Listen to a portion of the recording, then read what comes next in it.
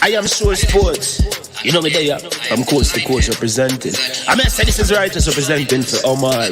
You don't know, come get the sports over here from near and far. Boy. Me say I am sure sports, one thing me sure about. When me say sure, that me not doubt. Come get your sports, get it over here. Come subscribe, repost and share. I am sure sports, one thing me sure about. When me say sure, that me not doubt. Come get your sports, get it over here. Come subscribe, repost and share. If me not sure, that me not say it. Know who score, that me not say it. Never know no game play, that me not say it. If me never see no game, me no know who play. For your sports news, better come over here so. For your soccer news, then come over here so. If you don't love sports, still come over here so. For the day done, you are gonna love over here so.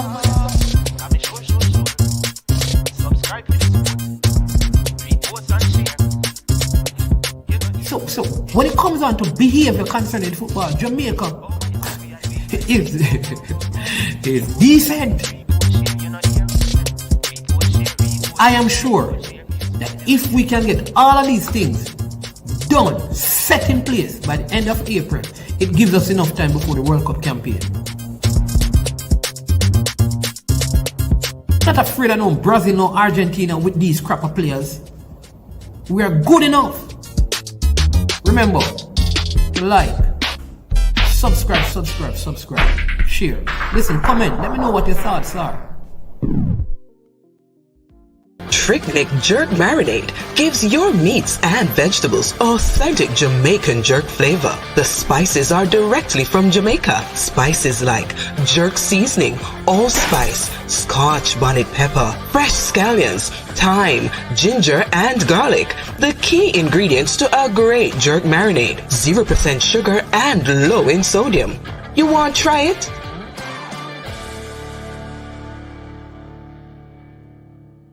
Made up of 18 Jamaican herbs and spices, add delicious, bold flavor to your next grilling experience. Flavoring sauce, a marinade, basting, condiment, or topping. Trick Jerk Barbecue Sauce.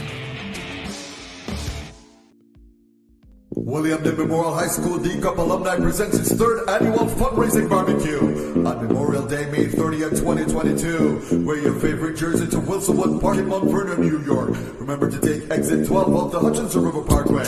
Music by DJ Mad Max of Sound 1000. Proceeds to aid the William N. High School Costa Cup team. For more information, contact Keegan 304-607-4034. Our Codfish at 954-639-2991. Proud of people, it's important. Remember, make sure say Ono did that.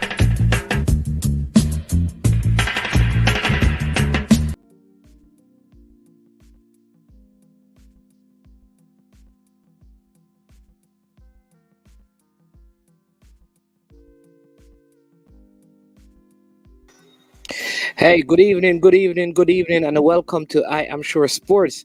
I am your host. My name is Man, and I have a friend, loyal reggae boy, supporter, fanatic, Woolmerian, well-rounded sports person, not just a footballing fan,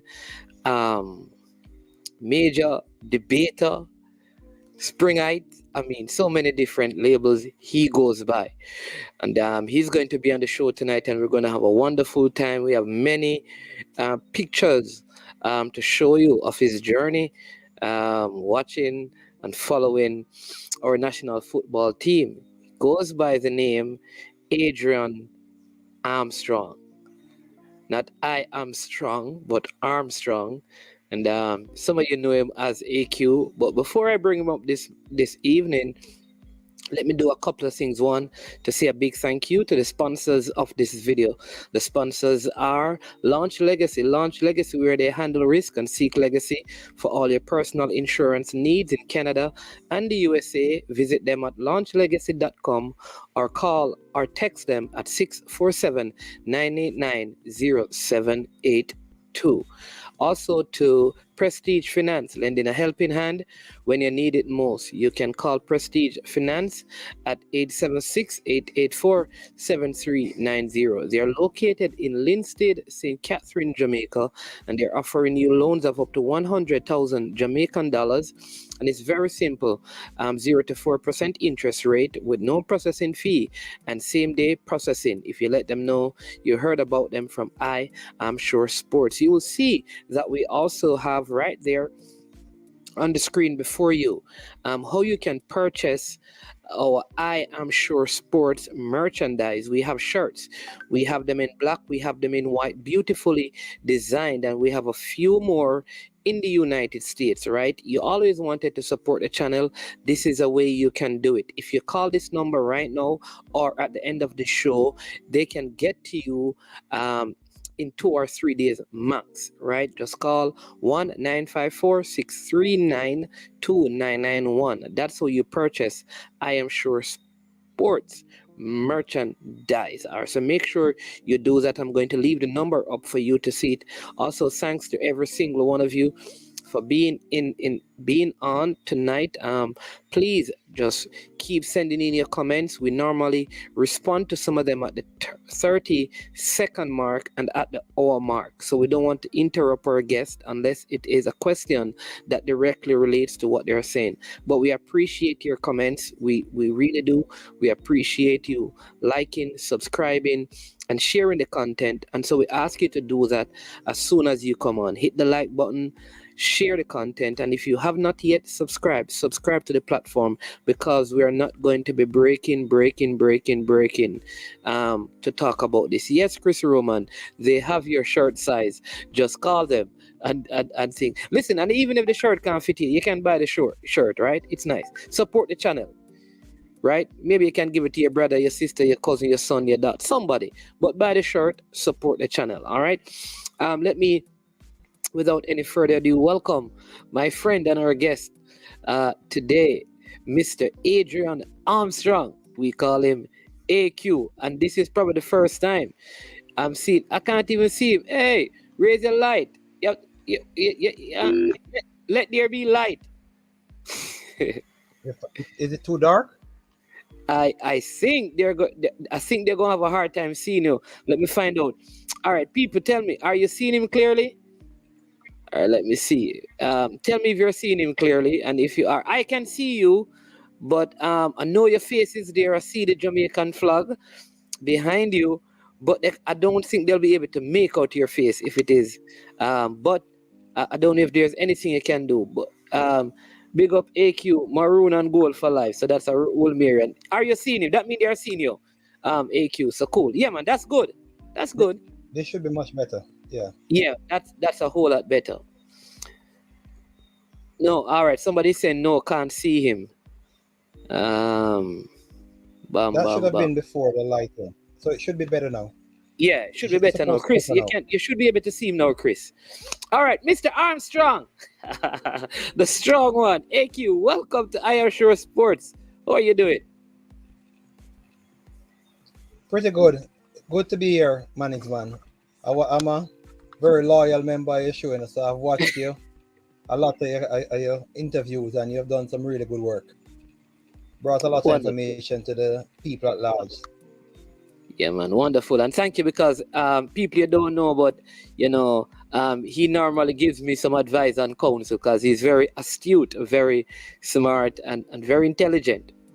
So yeah, good person to know, because he's well informed, and he knows how to do a good debate. You understand me? If you want to debate or discuss stuff, he's very, very good at that. You have to present the facts. You understand me? So that's one thing. But I want to listen. I mean, your story is so fascinating, and so what I am going to ask you to do is to share with us just how you did it, how you participated at Champs, played cricket for Wolmer's, played one man in cup, you participated at Champs throwing discus, you played cricket and made century, and you went to a basketball final at Wolmer's. Tell us how you were able to do all of that. When did the love for those different sports start? Before we even get into your sojourn as this Jamaica major fan, tell us about your own time in sports. Well, I did a little bit. Well, I won't make it too long, because we have the Reggae Boyz Reggae Boys is what we're going to really focus on tonight. But I'll give you a little history. Played a little bit of prep school football. By the time I got to Wolmer's, you know, I've always been a hard worker. So played a little bit of Pepsi, kinda, some Coles, and then I was really interested in football. While all that was going on, I was trying out different things. As a 10, 11-year-old, tried table tennis, got introduced to cricket for the first time. Played a little basketball, because, you know, you go overseas when you're young, you get introduced to basketball. So I was doing a whole bunch of things as a 10, 11, 12-year-old. I don't think I was elite in any of them, but I you know, kept working at it. So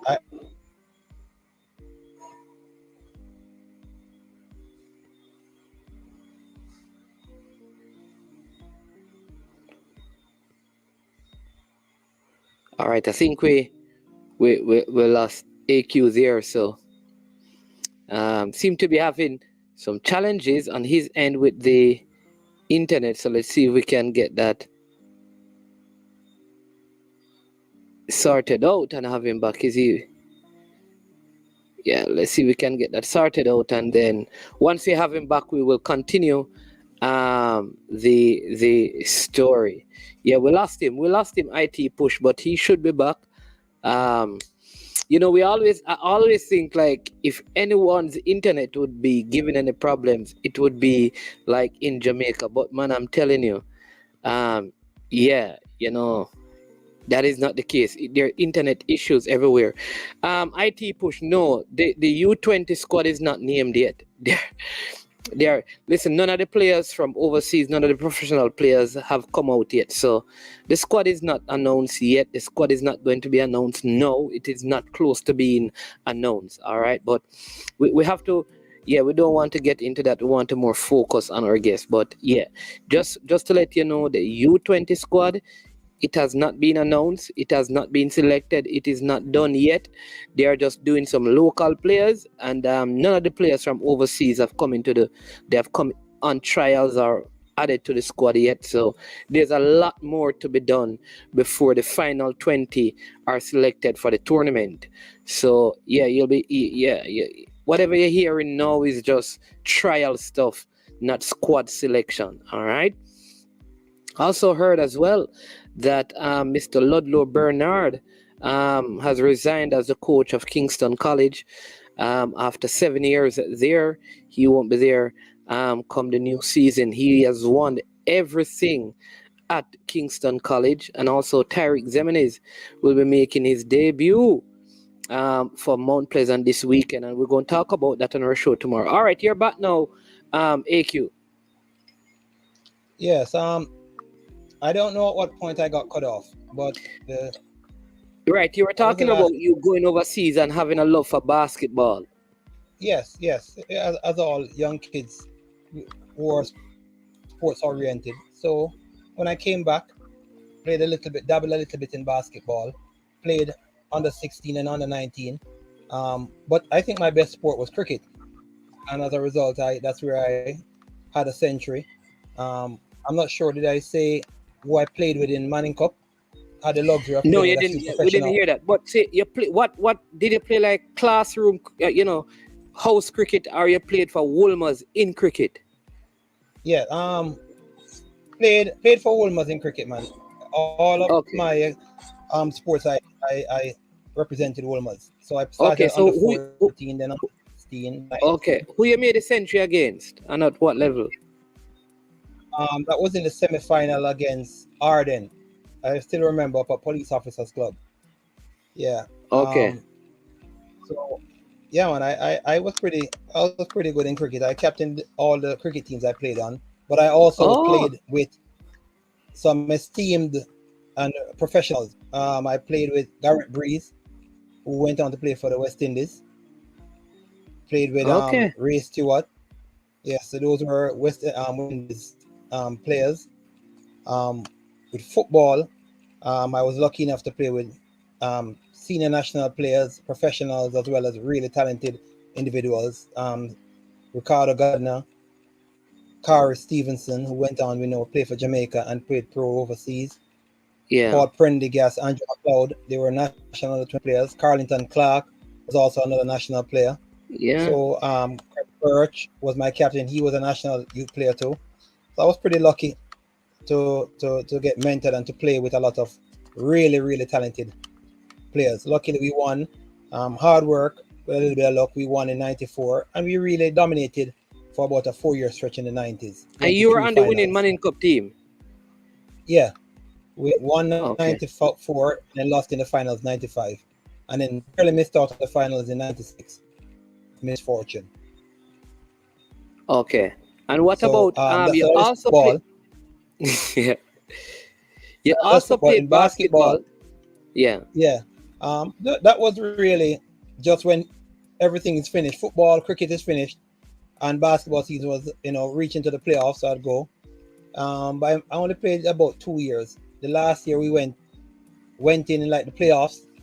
We went to the finals with Arden and lost in overtime in the knockout. And you played on that basketball team? Yeah, man, I played. I remember that, when these things, when you have a good game, you don't forget them. So I didn't start, came off the bench early in the first half, and never came back off the court for the entire game. I had a pretty good game. How many points? It's somewhere in the 20s, and I definitely had double-digit steals too. When you play football, it really helps you with the anticipation and stuff. It was a really good game. We were down most of the game, came back, went to the overtime, and lost. Then in '97, we were making a run to try to win champs. We weren't successful until 2010, but we tried. So we recruited heavily. I was one of those who were recruited, and I was working with Frano from MVP, Mr. Francis. He was the head coach at that time, and I was recruited through the discus, and I must say, after a month or two of training, I got one. I didn't win or got a medal, but I got a point. So I finished eighth. Yeah, man, I get a point, I'll tell you a funny story. When I was warming up, you loosen and you go and you sling the discus. After doing my warm-up throw, the entire Woolmer's contingency went berserk. That throw would have come second. Yeah, so your warm-up throw would have come second. It was a big throw. And I tried after that, and I couldn't recreate that. Yeah, so those were my it was eventful. It was fun while there. But that was about it. Played a little in college football as well. But not being able to play at the next level, the next best thing was to support it and be because I'm a fan of the game. Also when you left Woolmer's, you had a little short stint at Constant Spring before you went away to college. Actually, before I left Woolmer's, in my second and third year of Manning Cup. So this was 1995 and 96. Right after Manning Cup, I went there and played. Each year, I think I played about anywhere between 5 and 7 games, maybe about 5 games. Yeah, so going right after Manning Cup, you go, and I think I learned a lot up there too. Next level of football, it's not easy, but I played about 5 games, and then as soon as I finished school, I migrated, so I never got to play much more football overseas. But okay, you did play some college football overseas for a short time as well. Yeah, man, I played 4 years at St. Francis in Brooklyn. My first year was the best. Played with the heralded Moo Young from Kingston College. When I went there as a freshman, he was a Kevin Moo Young. Yes, he was a senior when I went there and a star player when I went at St. Francis. Yeah, so I played 1 year with him. Really good talent, incredible player. Yeah. So, yeah. You remember who the captain of your track team was? Of which team? The track and field team. Who was the captain? Oh. He was a shot putter, discus thrower. I didn't even remember that he was a captain, but he was a senior national athlete on that team. Yes, he was he was the number one shot put and discus thrower at Yeah. Wolmer's. And he was, I think, the number 2. He was back and forth, number 1, number 2 in the island, between himself and I think Rory Marsh. Yeah, so I think I didn't remember that he was the captain, because you know, with track and field, And unlike cricket and football, the captaincy is a big team. So it's not as the captains aren't as heralded. So I didn't really remember. I didn't remember at all. But he was also, wasn't he deputy head boy and thing? Did he give He you was a head hard boy, time? man. Not deputy. He was the head boy. He was the head boy at Wolmer's as well. So you're a sportsman. You never had any problems with him, though. No, man. I didn't have no problem with anyone at all. I was just checking because he's in the comment section, you know. Yeah, so just want to make sure. I got a one. I get detention one and few times, but I didn't give much trouble. All right, that's a great Neo Sovereign. Bless up, Neo. R&R is asking. Let me just get this one. Where is Perch? Perch is in the United States, you know. With his family, played football. But he didn't play much after high school. After high school, okay. Yeah, after he captained that winning team and left to begin his life's journey. He hasn't played much more football since then. But we had an anniversary game 2 years ago, and he still looks good. If only he continued. Yeah, we had an anniversary game for the 25th anniversary of our winning team, and everybody came together. Even we had an overseas student from Norway. He came over as well, and we had a great time. And Perch looked good, and all the guys, they look pretty good. We had a really good time, and it was great. Oh no! Let me correct the record. The record. Deputy head boy was Darrell Stewart. Oh, could I? Yes, I forgot. I forgot that when Darrell was saying, yes, my bad. Darrell, if Darrell should hear this, because Darrell is my good friend too, you know. Yeah. How could I forget? All right. So no, you didn't continue in football in terms of playing, but you at what point did you wake up this like massive fan of Jamaica football to go to every game? And let's talk about that and the journey, especially this last campaign that even in the height of the pandemic, I mean, they had ticket to Qatar and all of those things already. Go ahead.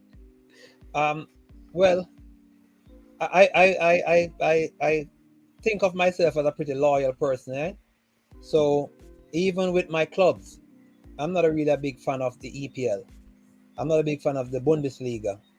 I'm not a big fan of a lot of Jamaicans like Brazil, Argentina. I don't really care. It's 4 teams I always say I have. Where I started my football in Corville, playing under 14 and under 16. Wolmer's Boyz, Constant Spring, and Jamaica. Those are my 4 teams. Right? So when I came, as soon as I finished school in college in America, we have the schoolboy tournaments up here. There was no Wolmer's team. I set about to start in one. So since then, anytime there's a schoolboy tournament, we play. Whether it's in New York, then we found out then they changed it to Florida. We went down every year and participated in that as well. Likewise with the Reggae Boys. It started from about me and my friend, good friend from Spring as well, Wolmer's boy as well, Marlon Bennett, Bam Bam, as a lot of footballers know him. Yes. It started about 2006. You know, before I go any further into that, there was one thing that I needed to address. Like you said, I watched all your shows and I saw the Jamaican legend and Stoke legend Fuller was on your show the other day. And let me clear the air, because I don't want all of Jamaica. I don't want all of Jamaica coming down on me saying, I nearly ended his career before it started. And at no point did I tackle Christopher Fuller. Ricardo Fuller. Yeah, I remember quite vividly. What happened? Tell us what happened. A ball was played. They were attacking the goal going to the mountains at Wolmer's, and the ball was played behind us, and I turned Both of us So turned they're and started attacking chasing. the goal that goes to Maraska Road. Not Maraska Road. Maraska Road, well, the field is not that way. Towards Right. Crossroad. The one going to the Hero Circle. No, the goal going to Crossroad, the other one. Crossroad. Okay, all right. Yes, Just so people yes. to know, right? So they're Yes. attacking that goal. They're attacking that goal. The ball was played over the top. And I'm playing centre half. I'm a centre half defender. And I turned to chase, and Fuller turned to chase. He's behind me. Fuller clipped my legs from behind. I didn't see him. Oh no. So I run in. It's here I hear him fall. And I still chasing, and upon when him didn't get up, is when everybody turn around and looking. So it's really he that clipped my leg accidentally and fell. And then that, so I'm sorry to disappoint those who were saying that I tackled the legend, Jamaican Stoke City legend, and almost never made his career come to fruition. But you didn't far tackle from him. the truth. No, The ear far has from been the cleared, truth. sir. Yes. Yeah, right. it was Fuller clipped your leg. All right. Yes, it was. Sir Fuller, Yes. the ear has been cleared. All right. Yeah. All right. So back to in about 2006. Oh yes, our first trip, I think our first game as a group, we were playing a World Cup qualifier in Ohio, Columbus, Ohio.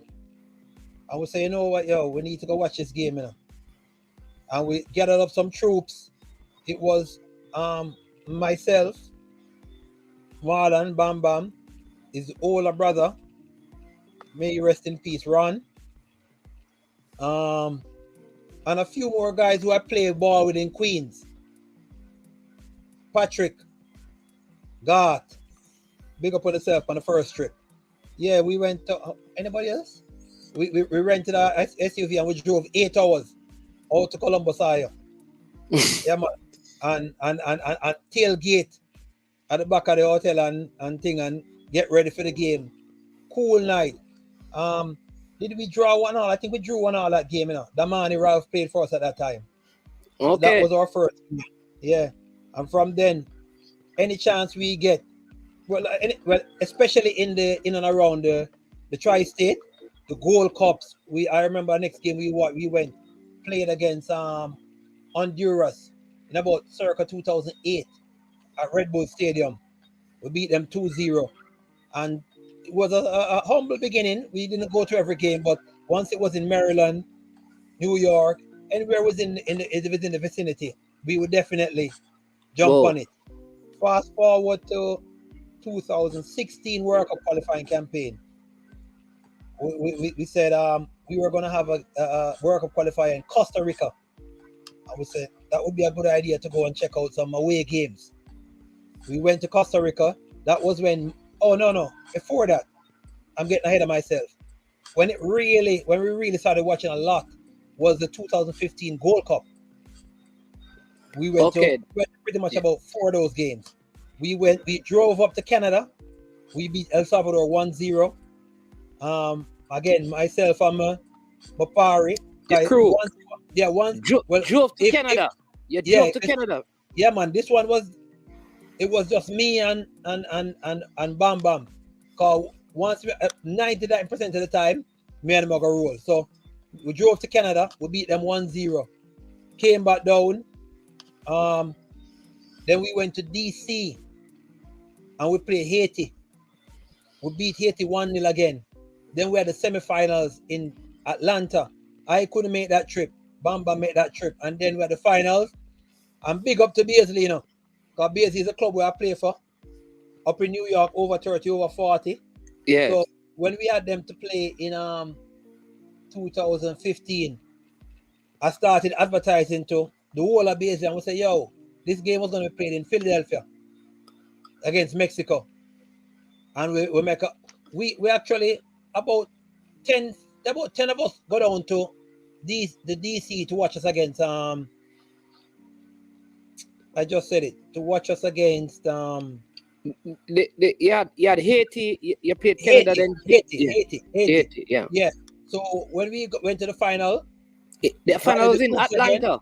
No, semifinals was in Atlanta against I think US. Against US. And we We beat beat them US and had 2-1. Mexico in the final. Yes. Yeah. Darren Mattox and I think Scored the header. Barnes scored. Yeah. Then so now we're gonna play against Mexico in Philadelphia. I gather the troops. I'm gonna start buying tickets. Yeah, man. Me start. I think we bought about 60 tickets. For the game? Yeah, man. For the whole of the Beasley family. Oh, because you're playing for Boyz, so you just bought Yeah, tickets man, for. and we hang out together every Saturday and Sunday. We play ball, and when it's birthdays, we have everybody come along every week, and we have cooking and thing, and so it's a big family of us, and we buy tickets for everybody. We're talking about past legends like Joe Downer, geez, it's so many of them. Dirty Man, Damian Powell. yes, sure. Clennon Clark, Noah Sterling, Yeah. so many. All the people in and around that little. Yeah, man. Yeah, man. Okay. Digger Lagi, all the national players, man. I don't want, it's so many. I don't Yeah, want to miss out all right, somebody and stop all disappear. the people forget. Yeah, man. Yeah, miss out somebody. So anyhow, about 60 we go down there. What you do? You rented a bus? No, we're not renting. No, we're all carpool. We all carpool and we drove So that was a down. big motorcade. Yeah, man, big motorcade, and we'll get down there about 3 hours before in the parking lot, tailgating, having a good time. Footballer play, we are playing against the Mexican in the parking lot, and it was a joy. The fun and the camaraderie, the patriotism is beautiful. A joy to behold, man. Yeah, that's 2015. Yeah, 2015. Because you actually first travel outside of the States to watch Jamaica was when you went to Canada. Yes. Right. When we went, right. that was So you were getting to the Costa Rica story and said, yeah, you didn't want to get ahead of yourself. So you came back to the Canada story. Right. So that's the Gold Cup 2015. So now 2016. World Cup we're getting warm enough because man, we just losing the Gold Cup final to Mexico, and we have World Cup coming up. We have to keep the trend going.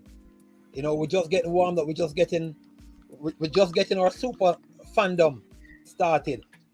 All right, so we're at 33 minutes. To Costa Rica. Hold on. So let me just hold on, AQ. Let me take a couple of comments because you're frozen again. Oh my lord. All right, so he's frozen again. So let's see if we can get this internet sorted out, and then once he comes back, we're going to take some more comments. So Miguel Wilson coming to your comment. Thank you, Neo Sovereign, the whole Marian, not head boy, deputy head boy, captain of the tracks team. 0 shot putter, disco straw in Jamaica, Carifta representative right here. A whole Marian as well. Thanks for the super chat, right? Really, really appreciate it. All right. Once AQ comes back to share with us, we have a lot of pictures as well that we're going to show you of all of these travels, and then find out what is happening with them. So as soon as he comes back, we will get through that. And Miguel Wilson, we will take your comment, and Neo Sovereign, I will ask him to respond to or to share about that story that you mentioned with Pierre Goodmanson. I think that is the name. So let's wait until our guests come back. Very fascinating story. Just to let you know as well that he was at Champs that took place last week. If Jamaica is involved in something, you know that he's going to be there. All right. If Woolmaz is there, he's going to be there. If Godson Spring is there, he's going to be there. I don't know about the Corville part yet, but I know those three teams. I mean, whenever they have events, he's normally there supporting them. All right. Got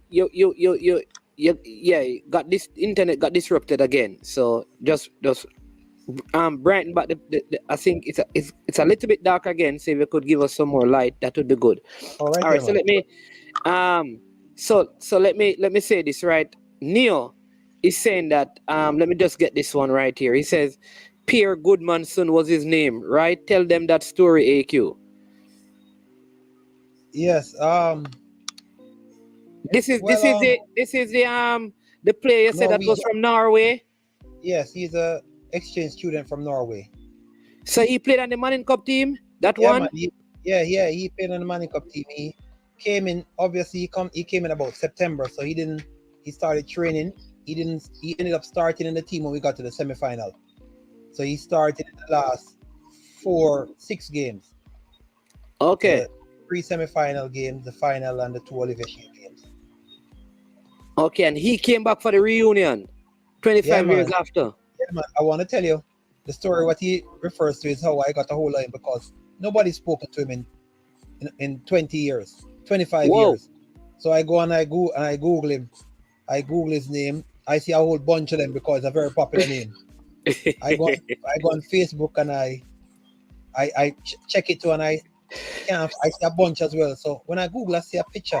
I said, remember, I haven't seen him in 25 years. He's a grown man now. I said, look like him, you know. On Facebook, I saw a picture. I said, why does this look like him?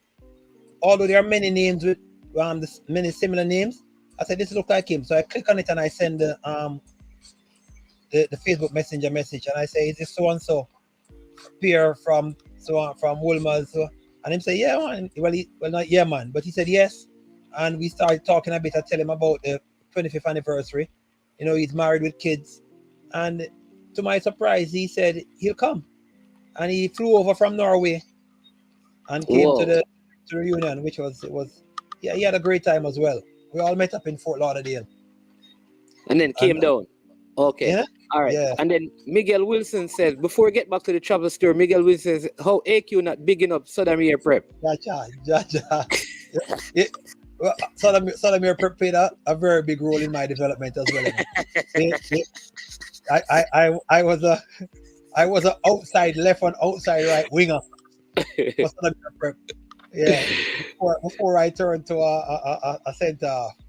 Okay. You know, apologies, Miguel, and all of Sodomir Prep, Miss Campbell, and the whole crew. All right, Chris Roman, because apology.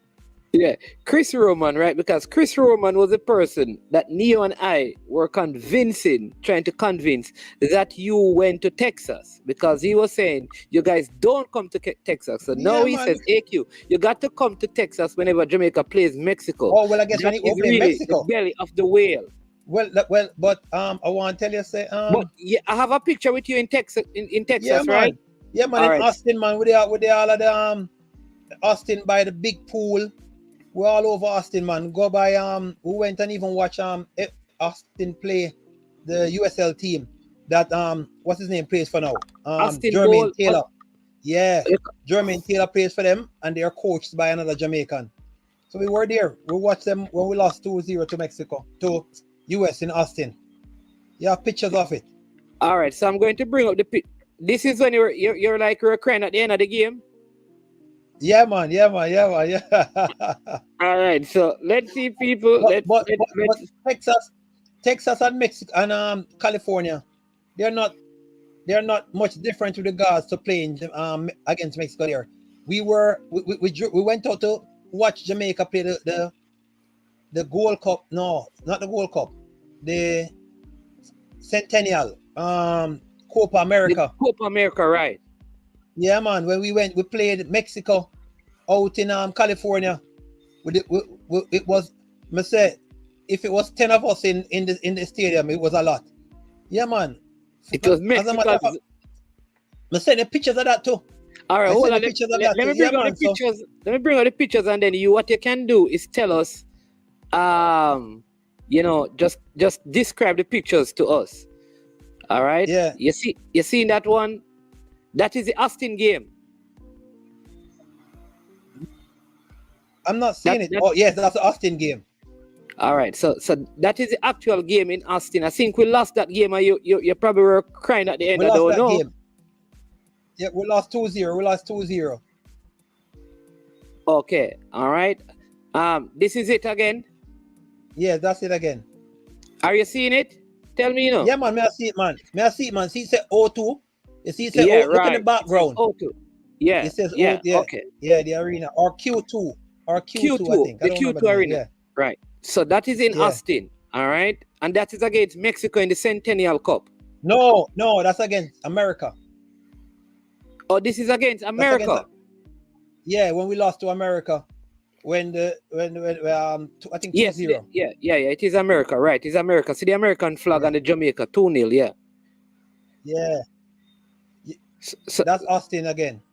all right. You are not in this shot. This is Bam. And next Wolmerian.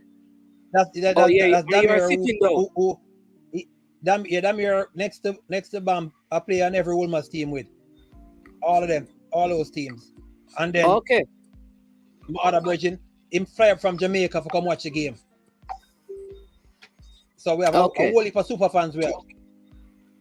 All right, and then yeah. this is the same.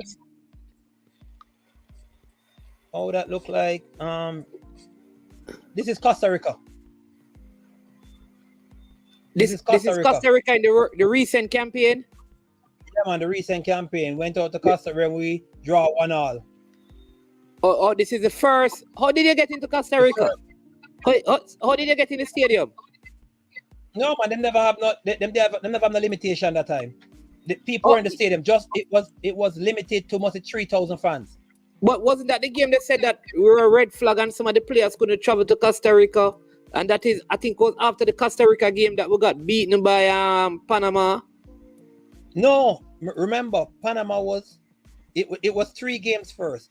We went to Mexico first, then we played Panama in Jamaica, and then Costa Rica. Okay. So this is in Costa Rica. Yeah. That's it again in Costa Rica. Costa Rica. Yeah, right. Yeah, right. In Costa Rica, the 1-1 game. Okay. That's in Costa Rica again. The same stadium. Yeah, that's Costa Rica. And that's Wolmer's.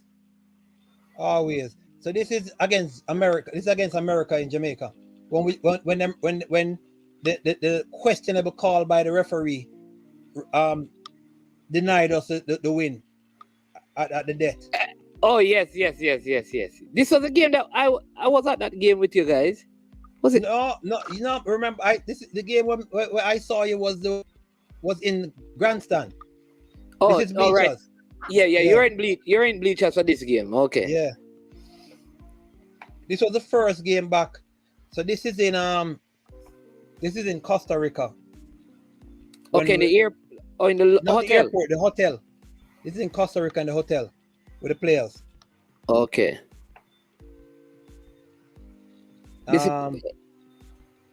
Where that look like? That look like Palma. That look like maybe Orlando. This is the Gold Cup against Costa Rica down in Orlando. Okay. All right. This one. This is a Mexico game out in the Rose Bowl in California. So Romans, yeah man, I experience what you're talking about with Mexicans out in Texas and California. But we're balling that they do. We should have beat them. This is 2016, the centennial for the Copa America. Okay, so this is you, Bam, and then one of the other another Beasley brethren, another one of the Beasley family. Brian, big up. Okay. All right, and this is the same around that same time, the centennial. Yeah, man, this is it. Remember they invited Jamaica, you know. So this is the same game. Okay. Remember they invited Jamaica to the centennial. So we played Costa Rica. Sorry, we played Mexico. I can't remember what we played, but we went to those 2 games out on the West Coast. All right. More picks from those games, yeah. Yeah, man. The Mexicans, I couldn't more than probably about 10 away. Yeah, see the scarf. Copa America, yes. Yeah. Centennial, yeah. Yeah. This is in Giant Stadium, the finals. Argentina versus Chile. Okay. Yeah. I think that's what that was. This is Argentina up in Seattle. It's not a Jamaica game, but we have to represent the same way. Argentina played up in Seattle, yeah. Yeah, I think I have some as well with the because you were at even the recent game. And let me see what comments it. Neil was saying that it's coming more like Mexico than the USA in those those eras. Yeah. But even when we went to the final in Philly, it was the same kind of vibe. As much as we, it's a bit disappointing. As much as we have the statistics tell we approximately 500,000 Jamaicans in the tri-state area, and we like to say that we love football, but we're the Central Americans is make it look like a joke thing. You know what I mean? Yeah. We went there and it was a sprinkle of us in that final. Our first Gold Cup final going up against Mexico. And let me tell you something. I thought it was a lot more of us when we see Jamaicans in the parking lot and we have fun and we play ball. When we go into the stadium and look, we don't see nobody.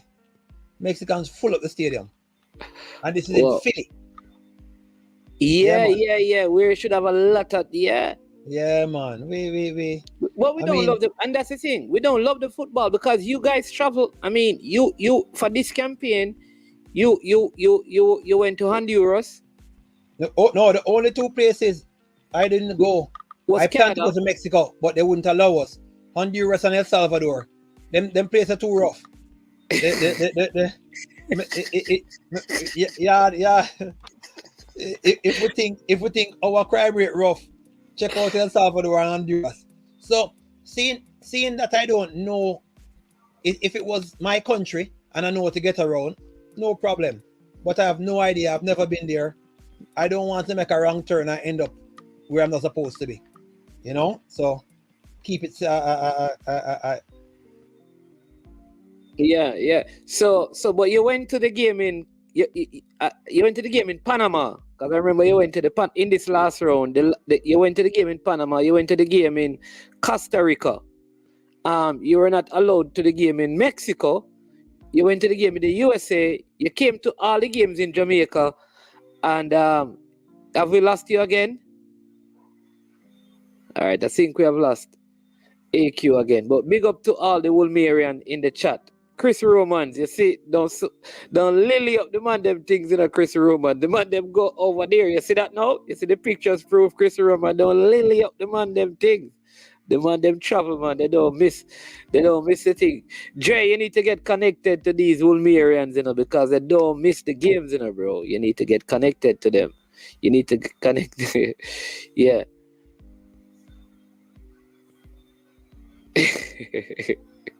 You said formula. If you make a wrong turn in El Salvador, it could really be a wrong turn. Yeah, man. Use the phone, man. Use the phone. All you have to do is turn it this way. Turn it. Okay. Landscape. Okay. This is what you should have been doing all along. Yeah, I didn't want any in case there is any phone calls. Yeah, but I turned off the notification, so I'm good. Yeah, man. Yeah. So Chris Roman is saying that he was the one fighting off the Mexicans them when Jamaica came. Jamaica come Houston. Which game was that? I don't know which game. Yeah, I can't. I haven't been to a game to watch Jamaica and Houston, so I'm not sure which one that is. But yeah, man. So after that, I decided this one, especially. I mean, although there was, for me, the disappointment in the. I thought that this campaign would have been a great opportunity. We have a lot of young home-based Jamaicans or homegrown Jamaicans who are now playing their trade overseas, plus the recruitment of the English players. I thought this was a great chance to go, especially on the backs of 2015, 17 Gold Cup finals, semi-finals, and we really only lose to America or Mexico.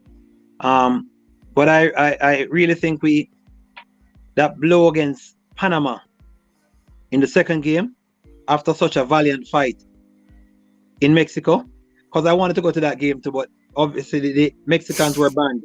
They didn't have any Right, no fans were allowed. fans were allowed. Yeah. After that game, I was like, you know what, we're gonna put, and then we lost. We had a completely different team, and we know how team sports is.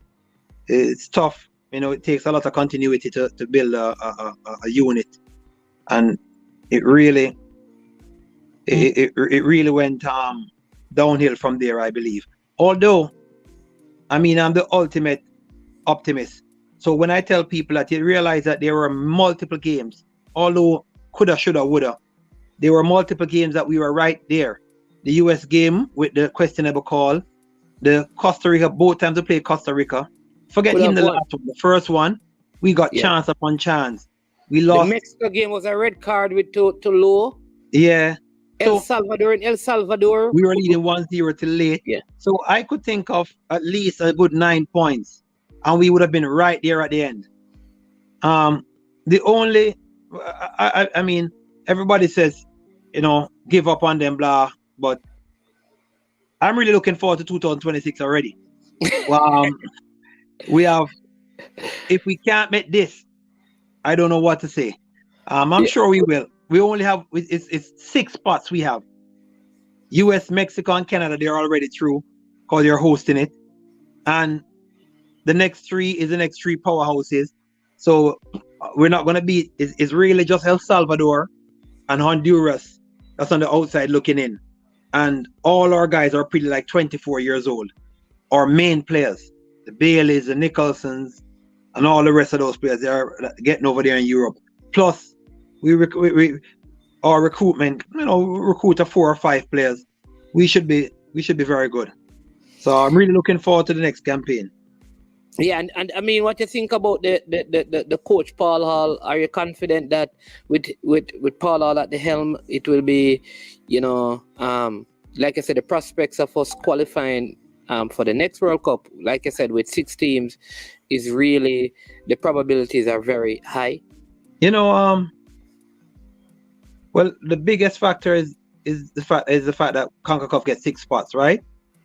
Paul Hall seems to be a player's coach. I don't know how good he is with the X's and O's, but he looks like a player's coach. It's like the players gravitate towards him. They play for him. I also have. I was very encouraged by the super talented Manchester United product. I forget his name. Manchester City. Manchester United. Ravel. Yes. I was very impressed. Okay. Especially in the last phase. Earlier on, he seemed to be out of shape. He wasn't playing a lot, but he was incredible the last few games, and I still see him a part of this for the next 4 years. He's only 28 years old at that position. It's a tough position. It's the most skilled position on the field. And I see him still helping us to get to the next World Cup. And I think with Maggie as a understudy, right.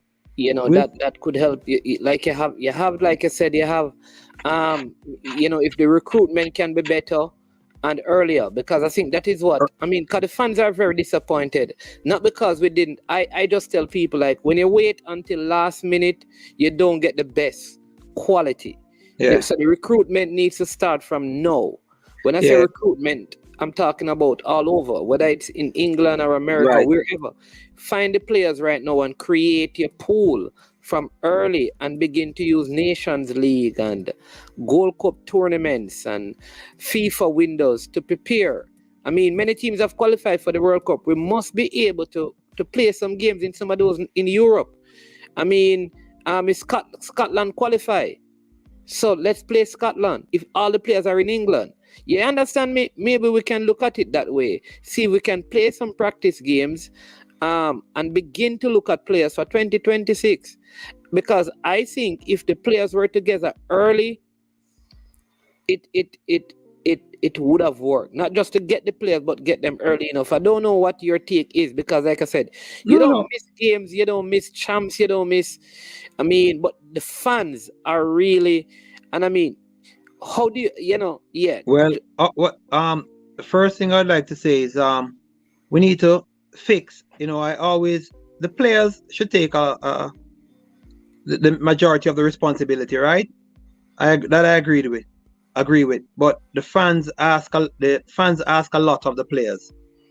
But the minimum the fans could do as well is to give. It's not difficult to get a Jamaica jersey or get a black, green, or gold and come to the games.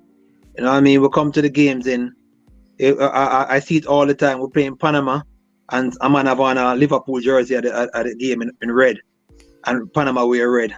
We're playing Costa Rica, a man have on a blue Manchester United jersey at the game. You always have a Jamaican top. You notice me. I go to Jamaica game. I wear my Jamaican top. Yeah, man. These are things that I noticed this from way back in like 2008 when we were playing Honduras up in Red Bull Stadium, and we'll go there and we'll look. Everybody have on blue, just some blue jeans, and we don't have that kind of culture where football culture. We go to Costa Rica, man. If you go to Costa Rica, it's the day before the game. The stadium busy. What me say? The stadium busy. The amount of jerseys we're selling in there around outside of the stadium.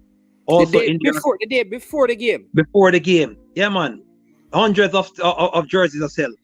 People out there sell jerseys the day before the game. In them airport. You see them jerseys are sell. Them jerseys everywhere. The Central American culture, man, is when it comes to football, it's not just, as we like say a Jamaican, or just chattings. You know what I mean? Yeah. So I think it's a small. It's not a lot to ask for. I think, because we ask the players to go out there and do their best, and all we have to do is go out there and dress appropriately, and support it. I like that. Yeah, man. And you know what I'd love to see as well, because some of the, like I said, the onus is on the fans. Why when, sometimes when Costa Rica play in Honduras, you're looking up in a particular section, it's like they only allow people, like if it's Costa, in red. You know what? Let me tell you why that is. America do it too. They have, and if you read with Barcelona, clubs do it too. Yeah, where they have the as well. Only a certain color. The supporters club. So in America, you have Uncle Sam's Army, and you have another one, different fan clubs, and they organize what they're gonna do, what they're gonna wear, and things like that. So when they come to the game, them lock off a section. But there's a lot more. It's very organized, where they actually get tickets for that area in bulk, and it's for their members. Maybe that's something that you guys need to do. I believe we could get there. It's not impossible, but I believe baby steps, right? So we definitely could look into that, and I'm all for that, because I love them thing there. But the baby steps, at a minimum, everybody could just wear the colors. Yeah, man. When they go Costa Rica and Panama and thing, it's incredible. When you see the fans then. I don't think a lot of Jamaicans go to really give support to the team. So they just wear, it's more to show that they have exactly what they said. It's to bring show up on clothes more than just wear something yellow. Just wear something gold. We're wearing wearing Liverpool colors, unite, and what is crazy is that the team, the opposition, that is their colors, which is even worse. Yeah. You know what I mean? Yeah. Jamaica is one of those unique countries where our colors, if you look at most countries, they have blue or red in their national colors. Our national colors are pretty unique. We don't wear it's very rare. Or I think I read something before that said we are the only one of the two nations that none of our colors are in the American colors of the American flag. All right, there you go. Two nations, so the blue and the red. One. Yeah, man, the blue and the red. So that's amazing. So we're really unique, and we should really jump on that and take advantage of that and show the world. So again, as I said, for the fans, I think it's a small ask, and not saying we're gonna let the players off the hook, because they have to bring them A game, but we need to support them and make them I remember, you know, I say these things all the time. We had a flow game, a flow final on a Friday, and I come down to Jamaica to watch the Jamaica game the Sunday. Stadium cock for the flow game. What am I say? Pack. And the Sunday game, I think we were playing Panama. Stadium empty. You know, and we say it's because of their lack of performance, but that can't be the reason why you. That can't be what determines how you support the team. That's why you're not the same. Because watch it. So people say they don't support the boys because they're not performing, but they don't support the girls, and the girls are performing. Yeah, no man, that's just an excuse. I'll tell you why I know that's an excuse. We are. You gotta remember. Now, I had this discussion recently. You have to remember back in the 90s and the early 90s, you know, we're now in the Gold Cup at the finals. You know that Costa Rica, Panama have never been to 2 Gold Cup finals. And I don't think many Jamaicans realize that the Gold Cup is the equivalent of the Copa America and the Euro, you know. Yeah. It's our continental championship. Our African Cup of Nation. Yeah.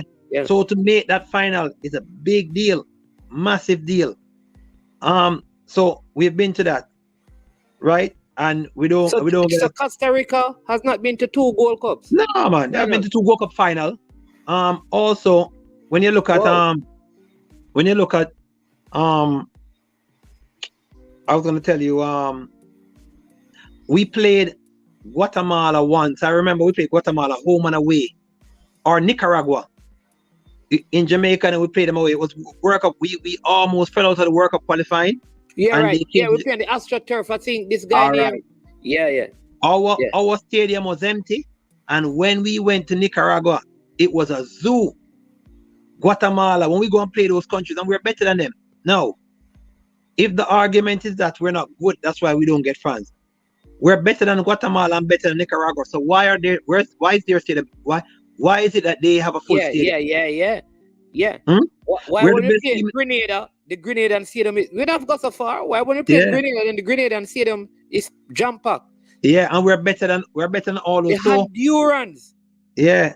So the countries we're better than. And we beat Honduras. Yeah, so the countries we're better than, they fill their stadiums.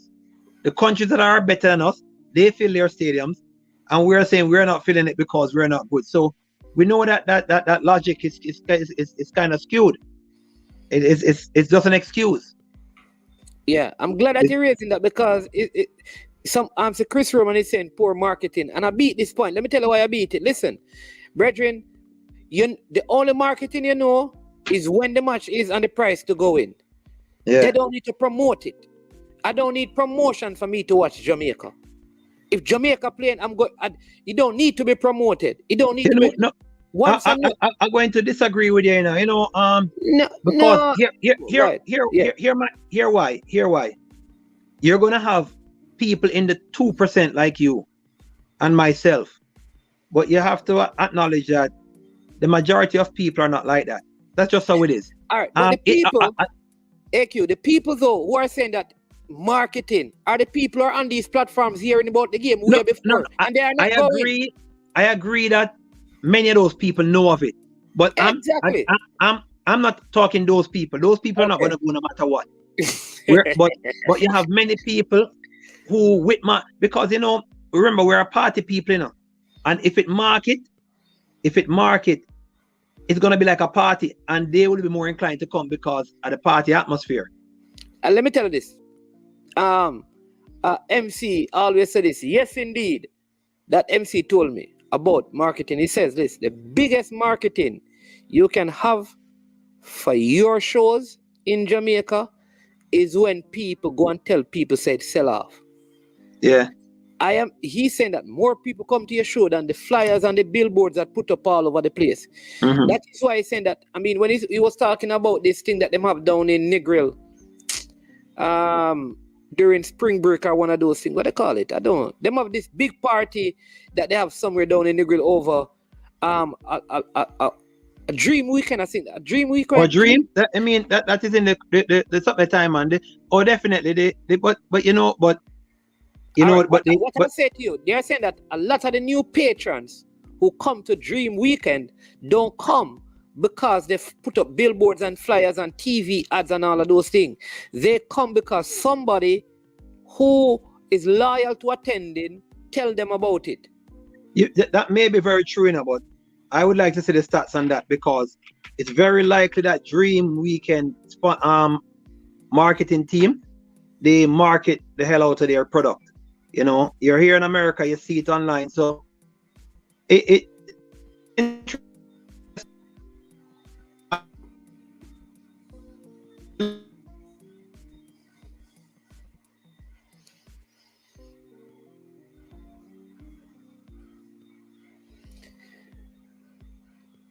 All right, we lost AQ again. So let's see. Big up Mr. Devon Porter in the building. Oh, you're back. All right. Okay, you're back. Yeah. No, I'm sure that it's not me. I'm sure it's not me anymore. Because it's you, man. It's you. Because it's going good over here. Yeah, because this is my phone, so I'm very surprised. Well, with the phone, it came back very quickly. Yeah. So, like the Americans tell you, even Liverpool, they had to, when the American owners took over and United, the English people were saying, we're United, we don't need to market. And the Americans said, no, that's not how it works. And they put in the marketing machine to work, and it expanded their brand. So no, man, I agree that marketing is important, So I agree with you, that many of the people agree, but I cannot have my nation playing a World Cup qualifying in Jamaica and I don't attend because it wasn't marketed properly. No, and again, as I said to you, I have told many, I agree with you that so I agree with both parties, that marketing is needed, and that you many of the people who are saying it's not marketed, or many of the people who don't come, they are not coming because in a hype, and when win, and when we are win, it's just a thing to do. But we have to know that that's how our people are. So we just have to work with that. It's disappointing, but we just have to work with it and figure out a way to get more people at the games. So that's why we have a JFF. They have to just figure that out, or hire a marketing company or something. But one thing I know, we have to do better. Yep. You know what I mean? We have to do better, because when you go and you see the fans from the other countries, and they love to see the Jamaicans come out and support Jamaica, it's a shame that but look at Canada, because Canada actually would have qualified and the stadium was sold out way before. We don't really have those things in Jamaica, I was watching. I heard someone say on a program that they tried to get, I think it was your program, that someone tried to get in, and by the time they come to buy tickets, them say it's sold out already. Right? So it's growing pains. But what I also had a discussion about a few months ago about how far Jamaica football has come, right? If you think about it, when we were growing up, we're about almost the same age. In the 90s, just winning the Shell Cup was a big deal, You remember that time? When we had the yellow and the shell ball, and that Roger Reed team with 91, 92, when Trinidad was a powerhouse in the Caribbean. It was a big deal for Jamaica to win the Shell Cup. We became so good that we started sending B teams to the Shell Cup, and they would win. So the Jamaica was so happy when we won the Shell Cup back in the 90s. And we step up the thing now to where Shell Cup a joke. We're making the Gold Cup final now. But then we have to struggle to make the Gold Cup. To qualify for the Gold Cup. To qualify. Now, if we don't make the semi-finals of the Gold Cup, it is regarded as a failure. Some people go so far. I have friends who tell me, say, if a Gold Cup may I talk about and say we have to win that. I'm like, what? You're unreasonable. You said the fans are unreasonable. The expectations are too high. Listen. Winning the Gold Cup is unreasonable. No. To say that they have done nothing unless them win the Gold Cup is unreasonable. Okay. You know what I mean? The man said them no want to hear about go finals of World Cup. If them now win, them not say nothing. And I say, this is coming from winning the Caribbean Cup being a big deal 25 years ago. Yeah. I see Neil saying, let me just get these two comments. Mr. Porter says, man, what need to happen in Jamaica during games is not to broadcast the game locally and you'll get fans in the stadium. But TV, right, because that is major part of the money. The money comes into the thing. So you can't sell the right to the game and then tell the people not to show it locally because they won't be able to get people to advertise. Yeah. So it's a catch what they call catch-22. But I want to tell you, say, I don't know that helps because many of the people now watch the game on TV neither. Well, that too. So we must say that, but when you ask a bunch of people about the game, they didn't watch it on the TV either. So I don't know. The team, there was such discord in the team and this divide. Well, I can't even use this because it is not just now. The last campaign and the campaign before, it is the same thing, really. Let me tell you. I'll tell you what I saw when I was out there in Costa Rica. No, not Costa Rica, Panama. And you go to the hotel, you could see it.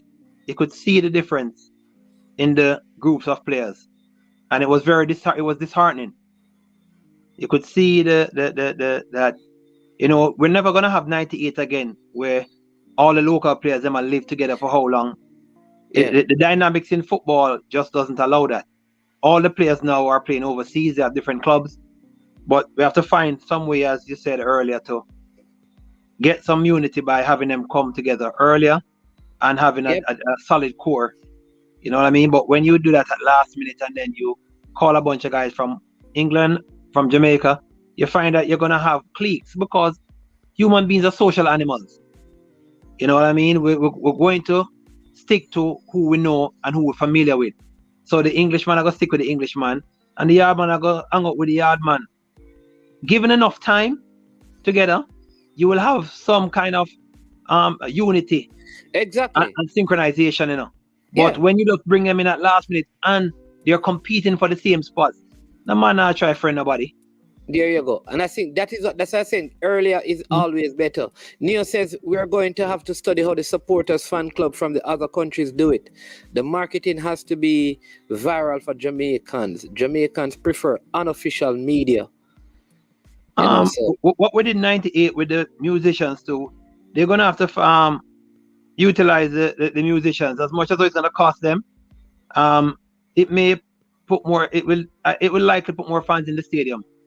In the 98, building up to 98, enough people come to the stadium and they might watch the game and a Bounty and Beanie are going to perform. They will come there for that. Yeah, man. And I think that is something we need to find a way how we can, again, reintegrate the entertainment part of the thing. I know the pandemic affected that, but we have to find a way of integrating, like all the things in 98 we couldn't do, but going around the team, going around the nation, playing games in having training camps on the surfaces outside of the national stadium sometimes. I think those things also help with marketing the product, and so hoping that come 2026, some of these things will be in place because, I don't want to be at the World Cup and not seeing Jamaica, right? You understand? You can imagine big World Cup playing and all of we going to game and there's no Jamaica. Yeah, if we don't make it 2026, I'll be devastated. That's impossible for us not to make it. Yeah, man. I don't think I could recover from that one. Not when we have 6 places for the US World Cup, and we can't go every game. Yeah. The Canada game was sold out in half an hour. Wow. Yeah. And Neo says at the EPL on TV and mash it up for we. Jamaican too foreign minded. If an EPL or Champions League, it no worth them time. In Jamaica. And that's a good point, I think, the market is so saturated with all the different leagues over the world that I'm gonna say, listen, we can't bother watch Jamaica play. But like I said, like my team is Jamaica. Yeah. You understand? It doesn't give me any joy to celebrate Brazil winning the World Cup. Understand me? So my team is Jamaica. Yeah, okay, well, whatever you do good. So what? But my team is Jamaica. There's a pleasure you get when your country does well, that no matter how much you celebrate what you see on TV, when it's not Jamaica, you don't have that same feeling. It's just like if you're watching boxing and you see, a Caucasian and probably an African, part of you go probably want the African to win, even if he's not the better boxer, right? But when a Jamaican is in the ring, it don't matter who the opponent is, black or white, is a Jamaican you want to win. So there is a different feel you get. Yeah. Yeah. What disturbs me is that a lot of times we tell ourselves that it's because the football is not good. Why we don't watch the national team? But again, I could tell you that that's not true. Why we know that's not true is because schoolboy football, the flow finals with the Super Cup, it was sold out. Yeah, right. So are they have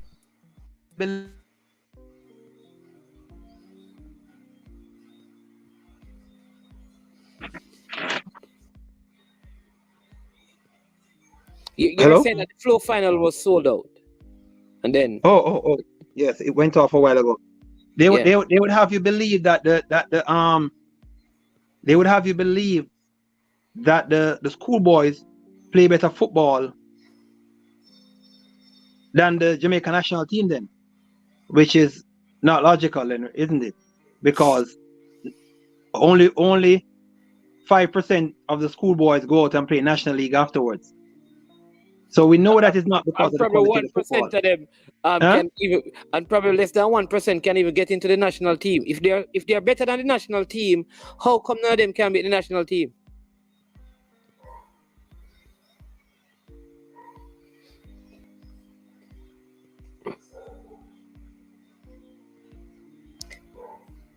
All right, having some.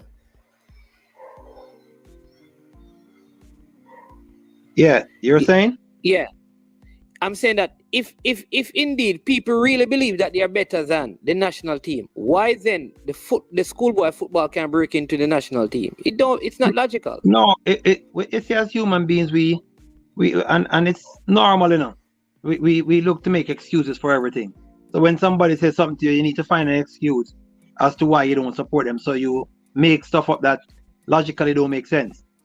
The schoolboy football it's more, or you say it's more exciting. All it is that it's the thing to do.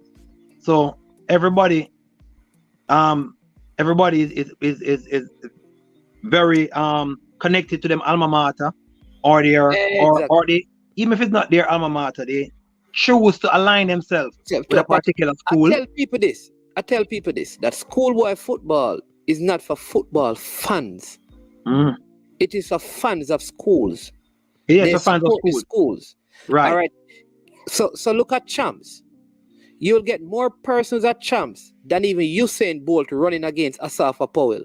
No, we that's factual. I'm a big fan of track and field too, So I come to the I go to the. Hold on, you will be around Virgin send you the message here now. I don't know. This is strange because I don't know that I have no problem with this. I don't understand what's going on. But I go to the Olympic trials and the World Championship trials, and the stadium empty. Relatively speaking, the stadium empty. Asafa run, Bolter run, Shelly and Fraser run. Elaine, Brianna, Kemba, Elaine, Yeah. Shelly in one race. In a less than 0.25% of the stadium. Yeah, man. And champs before that was packed. Yeah, man. Well, it's so as you said, it's a fan of schools, and I guess the marketers have to find a way to tap into making it become exciting. Although with the school thing, it takes decades to really build that kind of fan base, but that's really all it is. That's really all it is. That's all it comes down Yeah. to. Again, if you look at the Manning Cup, don't get the crowd that the Flow Cup get. Why? Because they market the Flow as a Champions League of schoolboy football. So now the people start associating Flow with the Champions League in Europe, and as a result, the stadium pack. Yeah. Because And Chris Romans makes a very good point. He says schoolboy football is better marketed. yeah, but again, remember, Romans, I agree with you with the marketing argument. You know, I agree with you with the marketing argument. But you know, it's twofold. So the marketing is a problem, but also our frame of mind. But again, the marketing could get better results, but definitely our frame of mind is wanting. Definitely. So Yeah. we need to figure it out. We have a massive opportunity in 2026, and JFF can't afford to get this wrong. It should be All the easily players. marketed. Listen, 6 teams going to the World Cup. In fact, we finished 6th. So if it was 2026, we would qualify. Basically. We would qualify. All right. So you can use that to say, listen, we will be in the 6th. Because we are in the 6th. You understand me? We have been in the 6th for quite a while now. Yeah. The only one that has really gone past. People forget that if the president of CONCACAF did not change, Canada would not be in the hex. Remember, it was when the Canadian Football Association president became the president of CONCACAF that they move it to bring in, to have this playoff and bring in 2 more teams to move it from 16 playoff to 18 playoff, because the 6 teams were there. That's how Canada and El Salvador ended up joining the other 6 nations. Imagine that, and I never realized that. Yeah, they changed it. It was normally 6, and yes, it was. Yeah, it was normally the hex. Remember, Canada was out of it. Yeah. Jamaica was ranked 3rd. Yeah. Coming out of the Gold Cup, so we were in it in the last ranking. So it would have been Jamaica, Mexico, Costa Rica, Honduras, Panama, and the USA. Yeah. They had a playoff with all of those other teams, and that is how Canada and El Salvador got into it, because they said, you know, the politics of the thing. You understand me? They had a golden generation. But if they stuck to what was there previously, Canada would not. There would have been no hex. It would have been the 6th. The 6th. There wouldn't have been any octagon. Octagon would have been the hex. Yeah, right. It would be the hex. Yeah. That's what happened.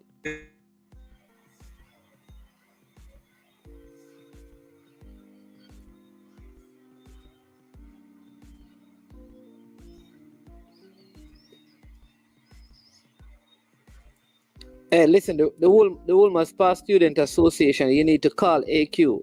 And when you say Chris Roman is a bag of phone, you need to get it. I just took off my Wi-Fi because I don't understand what's going on with the Wi-Fi. So I just took it off. So let's see if my phone data are going to misbehave now. Okay. Because we're just we're just marketing you getting a new phone, a new internet, you know. Yeah. So let's see now. I don't know what's going on with this Wi-Fi. But you know, see, somebody said management, they are trickster. The CONCACAF president manipulated the football to get Canada in. Yeah, that's what they did. Yeah, man, you know, that's a part of life. You know, we have to deal with that. And that's never going to change. We just have to manage, do what we can do and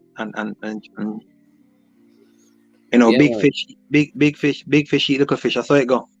Yeah. And Chris Wayne says, it's about branding. Manning Cup and the Costa Cup is a brand. Champs is a well-known brand. That's why it's called Champs. As you said, it takes decades to build a brand, just like Grace is a brand. But Jamaica football, all right, here's what I can. That's why I said, it's this marketing thing, because I'm saying Usain Bolt is a brand. When Usain Bolt turns up in a stadium, in his peak, anywhere overseas, tickets prices go up astronomically. Every stadium sold out. His appearance fees high. When Usain Bolt is in Jamaica, him not run before in a full stadium, no time. So it's not about, to me, it's more than just branding. People, like I said, we are not fanatics. We are not like real ardent fans of sport. And as I said, with even football, you know, we really don't love. I've always said we really don't love football itself, you know, because then we would have supported the National Premier League. Because there's loads of the end product is not as good as it should be, but there's tons of talent there. That's why you can find a Ricardo Fuller playing there. That's why you can find a Baby Gardner playing there. That's why you can find a Shamar Nicholson playing there. That's why you can find a Stu Pease, Pepe, all those guys, Rudolph Austin, they all played in the league before them polish it up and go overseas and do well. There's a lot of talent in the league, but nobody really is interested in watching it. You know what I mean? And it marketing would help. So for all the commenters saying marketing, I'm not disagreeing with you. However, it goes much deeper than that, I believe, with our fans. Again, in the 90s, we were only too happy to win the Shell Caribbean Cup. And now we're saying what we're doing is not enough. So in 20 years, so forget from 2015, 15 and 8. So in 23 years, we went from winning our first Caribbean Cup to going to the Gold Cup final. 2015 to now. 2015 to 92 to 92, 91. To 2015. From the time when remember Trinidad and Tobago used to mop the floor with us. Trinidad and Tobago used to beat us. They used to win the Caribbean Cup all the time. Yeah. Right. And so when we win our first in like 91, that was a big deal for Jamaica. Big deal for winning with Shell Caribbean Cup. So from 91 until 2015, it's not 24 years. And within 24 years, we went from winning the first Caribbean title to being in the final of the Confederation. Big deal that in 24 years. I dare us to go look again. Costa Rica, Panama, they haven't done that. They haven't done that twice back to back. So, again, I'm not excusing the players. I'm not excusing bad performances. But we have to pull our load as well and ask them to perform better, because we're not handling our end of the bargain. We're not. Fans, yeah. Mr. Porter is saying that the people don't have the money that they ask to go in the games. No, that's again, excuse we know that's not true. You know why we know that's not true? Because we're a party culture. And the parties are expensive. And the party them cock. Party them pack. The parties it's expensive to go out. And when you go to the party, listen, the nightclub, which is right next to Furniture Land. I don't want to advertise any club because they're not paying me advertising dollars. But the club, everybody knows in Kingston knows. The party club that's next to Furniture Land. Cock. And it's not cheap to get in. Packed. When I say, if you go there on a Monday, Tuesday, Wednesday, Thursday, Friday, Saturday, Sunday, it's packed. Right? On all other party where I come up. Listen, AQ, let me tell you, I know it's not a money. The same person, watch this, the same person, right, who says $3,000 is too much. They will buy a Manchester United jersey, an Arsenal jersey for over $100 US. Yeah, man. And they wouldn't buy a Reggae Boyz jersey for $6,000 Jamaican dollars. But remember, so what you pay for a United jersey can buy sometimes 3 Reggae Boyz jersey or Reggae Girls jersey. Yeah, man. Or just wear a gold jersey. Yeah. Listen, but the bleachers tickets are cheap. The bleachers ticket them cheap. The bleachers ticket them must say $1,000 or $2,000. So we know say it's not. But in 1998, you know, in 1998, tickets. That's what I said. Money is in 1998. Done by the cycle trackers must have $10,000 for your ticket in 1998. Wow. And remember they stadium was so packed that people used to sit on the cycle track. Yeah. And you have to pay and white chairs. They used to have some white plastic chairs down there. I remember, but Mannings, here's another thing to think about. In 98, you know, the fans weren't always there, you know. Remember, Well, if you go back and look, it's after the Dean Burton Yeah. first goal that the fans yeah. started So believing. we had empty stadiums then too. Halfway in through the hex, we had empty stadiums. It was only after we got on a roll. So we know that if you ask most people, though, they won't realize that. They will tell you that the whole campaign, people full up the stadium. No, it was only towards the end. Nobody remembers that.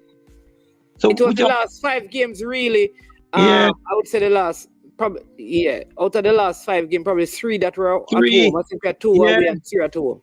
It was man. those, I've come to terms that we're not a football country, so I understand that. We're not a sporting country, I should say. You know, we when we win, we cheer for it, but we're not a sport because we don't really support any sport. We don't go to. We're a party country. We support parties, and we love having a good time. Stage show, Sting Pack, all them places, Cork.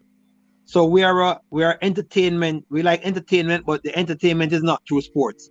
We like it through music. Man, all of them carnival thing that going to go up right in Easter, you know, man, them bacchanal and then jovial and the business there, man. No matter where the tickets selling from, and people go and buy them, man. Yeah, man. So we have a party culture, not a sport culture. You know. Yeah. So I'm not giving up hope, because the same way how we in '98 we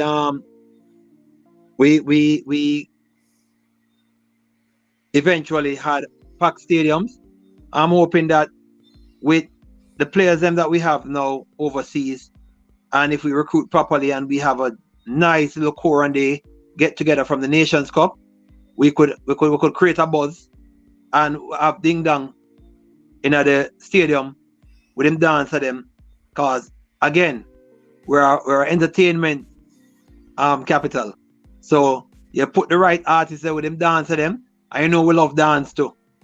That is a big start. You know what I mean? So they have to figure it out. There's always an artist that has a song that need promotion. Yeah. Artists always want the space to put out a new song when they promote. You understand me? We have to get it together. And because it's a long-term project. Money is there to be made, but we can't think short-term that we're gonna spend this money to market and we're not gonna get it back. You know what I mean? An Argentinian told me he thinks we're way too competitive. Yeah. Well, I keep telling people this is a good point, and then I will release AQ because it's late at work. But he says an Argentinian told me he thinks we are way too competitive in JA and don't let our kids play for fun. He says the same thing is happening in Argentina and it's killing the love for the game.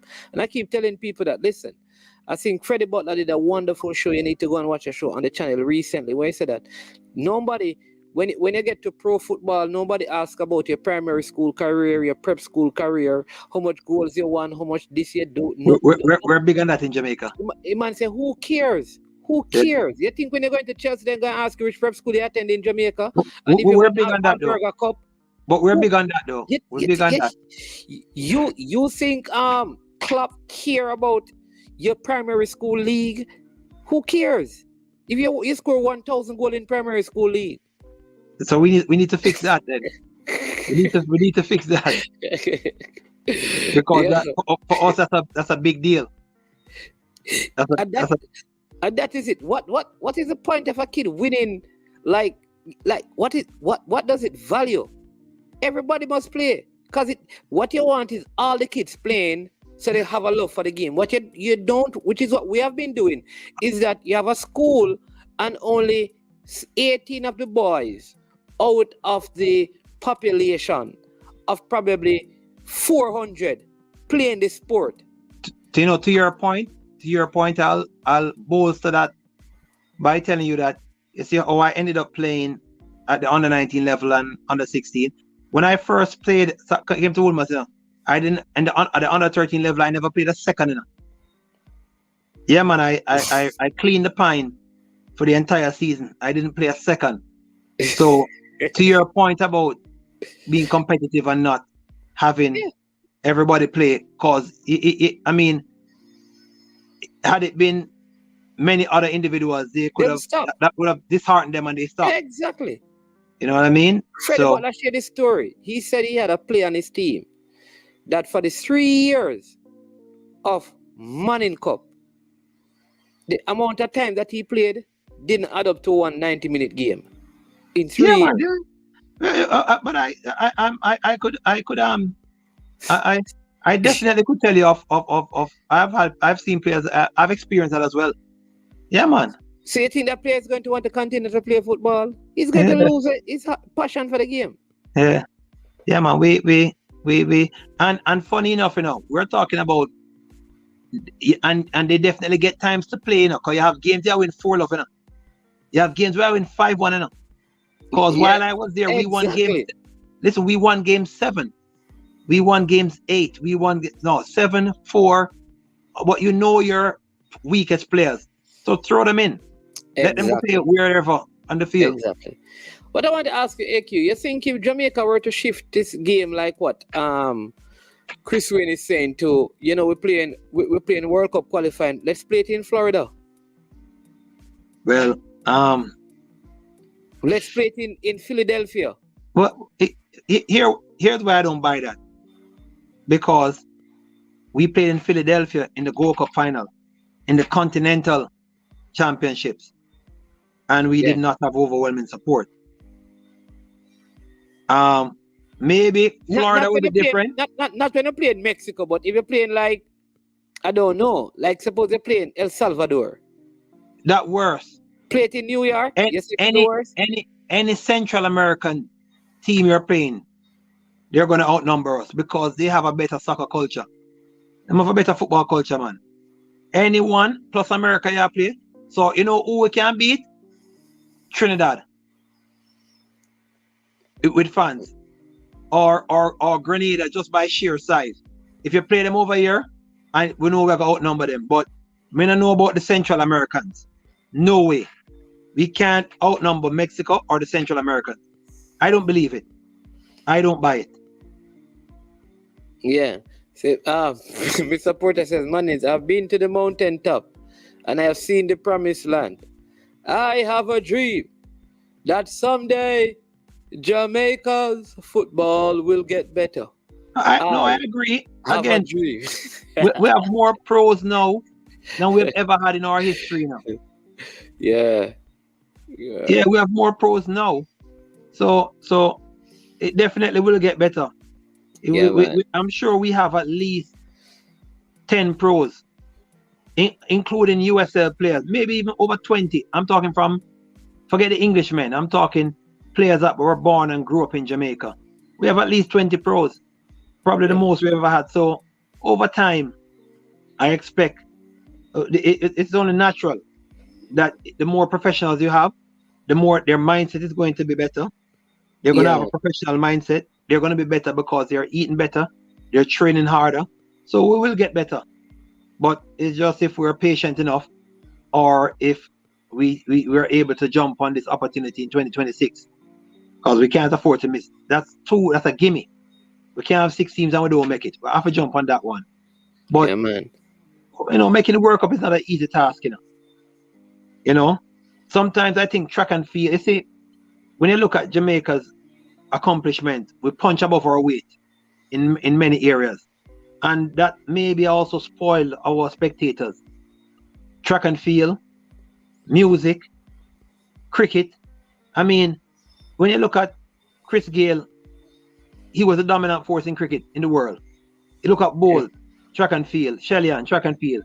You look at music, Bob Marley, and people love reggae music. So the problem is that I think the expectations have been set so high. We're on an average. We're not good on average, but we end up with individuals that are out of this world. And as a result, people have high expectations that aren't realistic. You see what I mean? So you get disappointment. Yeah. You have the best cricketer, the best strapman. So now we expect that our and then our infrastructure is poor. Yeah. So it's tough. It's always gonna be tough. Yeah, man. Listen, AK, I want to thank you for coming on, man. It has been a while, but finally, people, Yes, for those who don't know, this is the man who made centuries in sunlight cricket, went to basketball finals against Had a good game. Arden, Yeah, man. Had a good game too. and had a good game, scored over 20 odd points. Went to champs and through the discus, Secured a point. When we thought we could win. 1 point. With a few, Wolmer's under the leadership of Captain Omar Rogers was trying to win champs and head coach Stephen Francis, but it never happened until 3 years 2010. after 2010. 2010. Yeah. Also, he won the Manning Cup, went back to the final in 95, and had some miss-up in 1996. Won a Walker Cup as well. No, the Olivier Shield. We never won the Walker Olivier Cup. Shield, right. Yeah. Won Olivier Shield, you understand me? So there you go. Cricket. So AQ, when did you do schoolwork?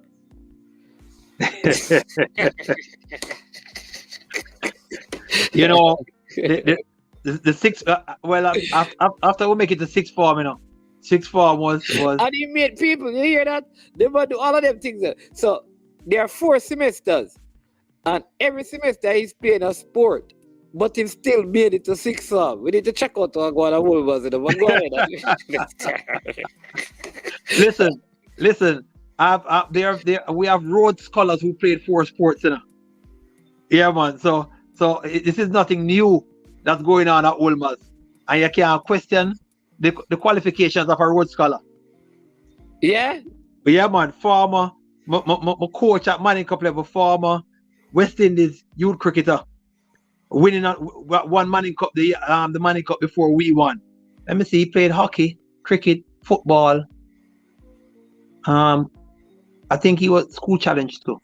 Yeah, man. Esteemed lawyer and racehorse owner, Jeffrey Mordecai. So Jeffrey Mordecai. Yeah, so we've been doing that for quite a while. Scholar, hockey, cricket, football. Yeah, man. All right. So good stuff. All right. Well, that's what we do at Wolmer's, you know. Can't leave without I promote the thing and make them know that. That's how we operate at Wolmer's. We develop well-rounded individuals. And see more here. Neil saying that Stephen Francis threw shot put and discuss and was a Rhodes scholar as well. Yeah, so we deal with the thing, man. My far sharp on the Rhodes scholar part, though. Oh. So AQ, what you want to tell the people as we close about right across? You want to tell them anything about right across of the National Stadium? Oh, well, whenever fans are looking to, we have. I'm gonna have management put out the link for Airbnb that we have right across with the beautiful views across from the National Stadium. Yeah, man.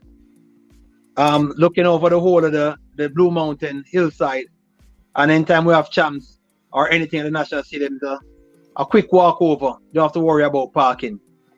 We're gonna make our management put the link up so everybody who can check it out and really feel free to look into. All right, acquire. I'll put the link in the comment section, people. So here it is, like right at the parking lot. You can walk. Nice. Listen, people. This, in fact, you can stay there and watch. And if you have your thing there, you can actually see what is happening in the National Stadium. Yeah, man. Check out the pictures. Yeah, but check out the pictures. I decorated it with my people in mind because I know we like how really like nice things and how I'm having a luxurious place, you know. So I decorated it with my people in mind. There you go. So that's right across from the National Stadium, people. Anything, I mean, not just for events at the stadium, but you're just up in Kingston. I mean, this is the place that you want to stay. Trust me. The link is right there. It's in the comment section. So that's the link. If you click on it, I know when you click on it, you're going to come back and say, "Man is man, whoa, this is the real deal." All right, but I'm going to release your AQ. Let me just Chris Roman is saying that link me when you come Texas for games, AQ. All right. Absolutely. We're in Texas. We're in Texas, Chris Romans, and then the Reggae Boys will qualify for the World Cup only when we open our arms to our ballers, regardless of what zip code they were born in. As long as the unbiblical card says Jamaica, that should be all. Absolutely. Eagle drive a hard bargain, boy. Eagle drive a hard bargain. Yeah, but Sir AQ World Cup qualifies against the US that are played in the States with a strong diaspora. I guarantee you the stadium always cock. Probably at least 50% is JA support. I'm open for anything, you know. Depends on where. Yeah. Again, depends on where and against who. Cause what happens? No, you said against the USA. So against if you're playing the USA in certain places, you're not going to get the support, and they will bring it to like Nebraska. Hold on, but let me tell you about 2006, man. Let me not go. Ohio. After 1997. They never made that mistake again. Remember we played them down in Washington, DC. In DC, yeah. They never did that again. Them take us to Tennessee. I went to watch us in Columbus, Ohio. We're not gonna, and that's why they brought us to Austin, Texas. When we got Austin, Texas, no Jamaicans ever really did it. Yeah. Chris Roman, they say Houston. Okay, all right.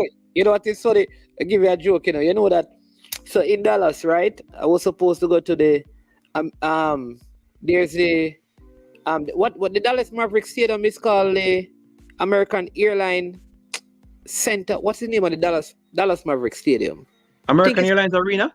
I think that's the name of it, The Dallas the basketball stadium. No, the basketball team. Yeah. I think somebody can, but it has a name like that. So I'm in Mansfield and I'm supposed to meet somebody, but the person was at it was still in Fort Worth, American Airline, some place in Fort Worth. And I ended up going through all of these places all the way into at the Dallas Maverick Stadium, when the person was like 10 minutes from where what that was so. I think I missed the match. I think it was so much as something was going on. Oh my! It was good. Yeah, man. No, well, Chris Romans, absolutely. We definitely look you up. Whenever get to Houston, any more game playing over there. Yeah, man. Listen, I mean, thanks again for coming on and sing. Yeah, man. Anytime. American Airlines was Miami. Right, that's what I thought. So we have to Google that, man. What's the name of the Dallas Maverick Stadium, man? Where you tell me, man, the Dallas Maverick Stadium have some airline name, man. You tell me, man. Then Google it now. That's what I'm going to do. Yeah, I remember the Miami one is American Airlines. And Arena, the Dallas Maverick, I'm telling you, unless them change the name. I went all the way to Dallas Maverick. Let's check it out. Stadium. All right, so let's see. American Airlines Center. Yeah. Oh, Center. Okay. It's called the American Airlines Center, man. Okay. And the American Airlines Arena is in Miami. Yeah. Mm-hmm. So no, not the football stadium. The AT&T Stadium is a football stadium. Yeah, that's the Dallas one. That's the Dallas Cowboys one. Which is in Arlington. So remember, I'm in Mansfield. So after Mansfield, you have Arlington. So I have to pass all of these places. And so right after the AT&T Center, around 10 minutes from there is where the place I was supposed to go was. And I ended up all the way at the Dallas Mavericks Stadium. I tell you, brother. Yeah, but bless up. AQ, again, thanks for coming on, man. Yeah, man. Anytime. It was great. And before we leave, big up.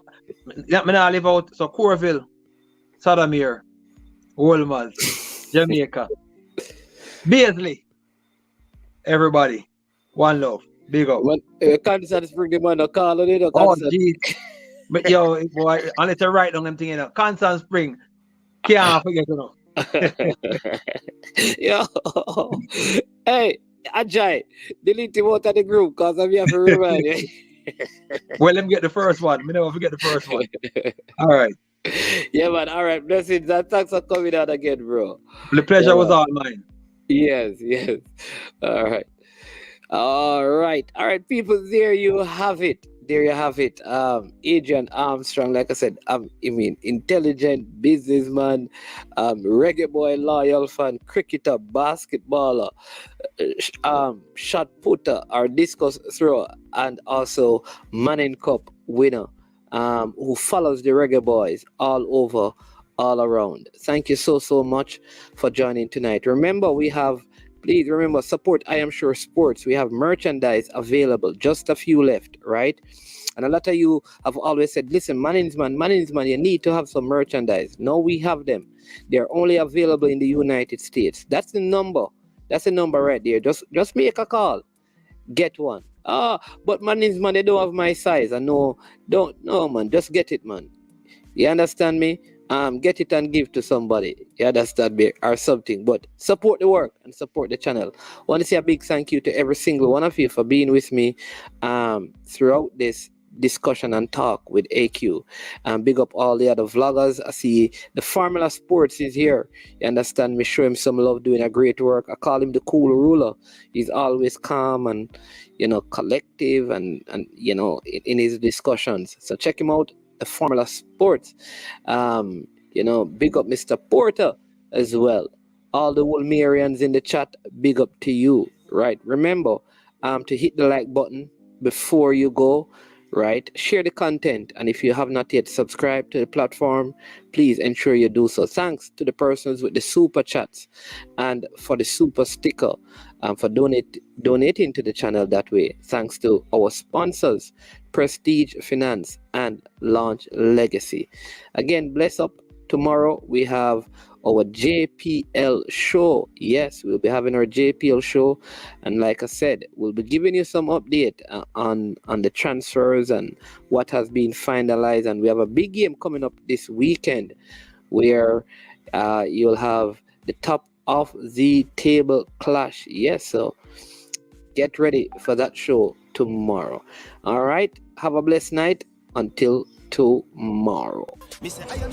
Yo, watch about dog, SK New Erdis, the body out there, Sniper King I represent for I Am Sure Sports. You get to me, I say, when you want the latest news and sports and updates and all of that, check out I Am Sure Sports. You know the thing goes in. Remember, you cover the whole island. Remember Kingston, Westmoreland, Galchester, Orchard Race, Galtigo Bay, everywhere. I Am Sure Sports, check it out for the latest news and latest updates. Sniper King I represent. Where them feel like? Yeah. Someone on for the food from we young, from we day, you need height. I Am Sure Sports. Yeah, dog.